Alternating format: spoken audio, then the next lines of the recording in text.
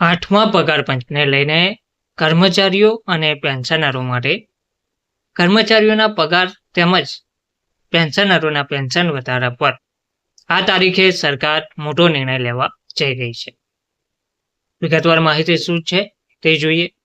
નમસ્કાર મિત્રો, સ્વાગત છે તમારું અમારી યુટ્યુબ ચેનલમાં. મિત્રો, કર્મચારીઓના પગાર અને પેન્શન વધારા પર આ તારીખે સરકાર મોટો નિર્ણય લેવા જઈ રહી છે. સરકારી કર્મચારીઓ અને પેન્શનરો માટે વર્ષ 2026 ખૂબ જ મહત્વનું સાબિત થવા જઈ રહ્યું છે. 8મા પગાર પંચની રચના અને અમલીકરણની દિશામાં કેન્દ્ર સરકારે પોતાની ગતિ તેજ કરી દીધી છે. આગામી 13 અને 14 મેના રોજ દેશની રાજધાની દિલ્હીમાં એક ઉચ્ચ સ્તરીય બેઠક યોજાવા જઈ રહી છે, જે લાખો કર્મચારીઓના ભવિષ્યનો માર્ગ નક્કી કરશે.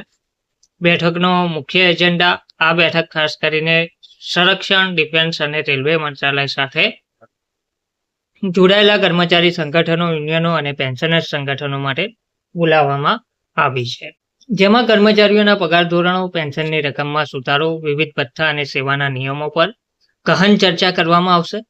સરકારનો ઉદ્દેશ્ય છે કે કર્મચારીઓની જરૂરિયાતો અને વર્તમાન મોંઘવારીને ધ્યાનમાં રાખીને એક પારદર્શક સેલરી સ્ટ્રક્ચર તૈયાર કરવામાં આવે. કર્મચારીઓને સીધી રજૂઆતની તક પગાર પંચના ઇતિહાસમાં આ એક મહત્વની પહેલ છે, જેમાં કર્મચારીઓને સીધી રીતે પોતાની વાત રજૂ કરવાની તક આપવામાં આવી રહી છે. ઈચ્છુક સંગઠનોએ સત્તાવાર NIC પોર્ટલ પર નોંધણી કરાવવી પડશે અને પોતાનું મેમોરેન્ડમ જમા કરાવવું પડશે. આ આવેદન બાદ એક યુનિક મેમો ID જનરેટ થશે. પસંદગી પામેલા પ્રતિનિધિઓને જ બેઠકમાં બોલાવવામાં આવશે, જ્યાં તેઓ પગાર વધારા અને અન્ય સુવિધાઓ અંગે લેખિત અને મૌખિક રજૂઆતો કરી શકશે. કયા મુદ્દાઓ પર રહેશે ધ્યાન? પગારમાં વધારો, મોંઘવારીના દર મુજબ બેઝિક સેલેરીમાં કેટલો વધારો કરવો તે મુખ્ય મુદ્દો રહેશે. પેન્શન સુધારણા નિવૃત્ત કર્મચારીઓ માટે પેન્શનમાં સુધારો અને ફેમિલી પેન્શનમાં નિયમો પર ચર્ચા થશે.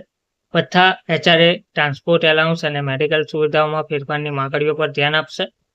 પારદર્શિતા, નવી નીતિઓને વધુ કર્મચારીલક્ષી અને પારદર્શી બનાવવા પર ભાર મૂકવામાં આવશે. લાખો કર્મચારીઓની આશા રેલવે અને ડિફેન્સ સેવા બે મોટા ક્ષેત્રો છે, જેમાં સૌથી વધુ કેન્દ્રીય કર્મચારીઓ કાર્યરત છે. આ બેઠકો સફળ રહ્યા બાદ સરકાર અન્ય વિભાગોના કર્મચારી સંગઠનો સાથે પણ તબક્કાવાર ચર્ચાઓ શરૂ કરશે. 8મા પગાર પંચની આ કવાયતથી માત્ર વર્તમાન કર્મચારીઓ જ નહીં, પરંતુ લાખો પેન્શનરોના આર્થિક હિતો પણ જોડાયેલા રહેશે.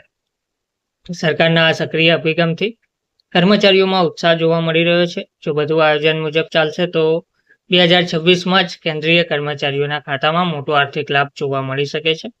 વધુ અપડેટ્સ માટે કર્મચારીઓને સત્તાવાર સરકારી પોર્ટલની નિયમિત મુલાકાત લેવાની પણ સલાહ આપવામાં આવે છે. ધન્યવાદ.